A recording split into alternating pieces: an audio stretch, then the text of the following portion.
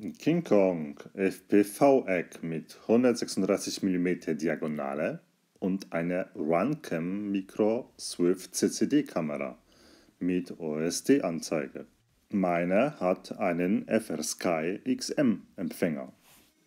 Eingebaut ist ein F3 Picobel X Flugcontroller mit 10 Ampere ESCs und einem Buzzer.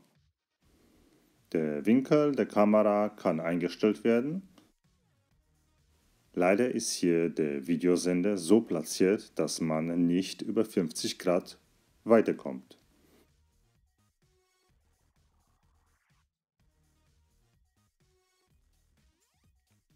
Die Runcam-Kamera hat zwar eine OSD-Anzeige, aber das Akkukabel wurde nicht angelötet und somit sieht man keine Spannungsanzeige. Hier muss man das lose Kabel an VCC anlöten. Das Kabel mit dem weißen Stecker ist für den mitgelieferten Joystick zum Einstellen der Kamera. Ein 2S starker LiPo mit 550 mAh ist dabei, für ca. 5 Minuten Flugzeit.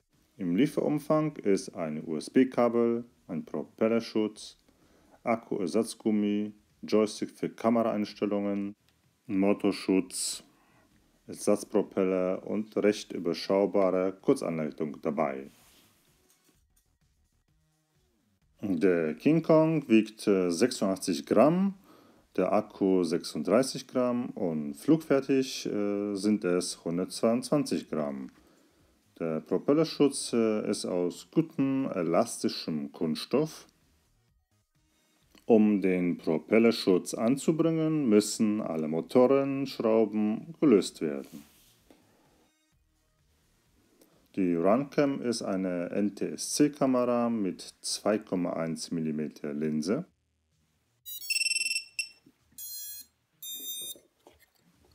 Ich fliege den King Kong FPV-Eck mit der Taranis X9D Plus.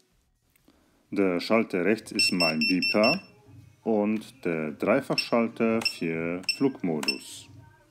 Links ist mein Motor-An-Schalter.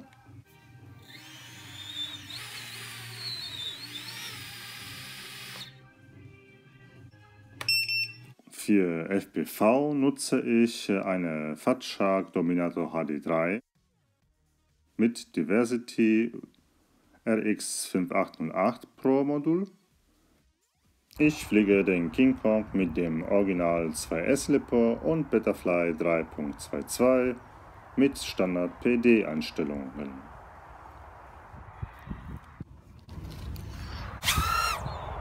Wie alle King Kong Quadcopter fliegt auch der FPV-Eck auf Anhieb sehr gut und macht richtig Spaß. Hat schon bei 2S gute Beschleunigung. Die FPV-Kamera liefert ein sauberes Bild mit dem 100 mW Videosender. Nur die Spannungsanzeige muss an LiPo gebunden werden, um den aktuellen Spannungswert anzuzeigen. Auf jeden Fall ist die FPV Runcam Kamera hier die beste Wahl. Sogar am Ende die FPV-Aufnahme in der Dämmerung sieht mit der Runcam gut aus.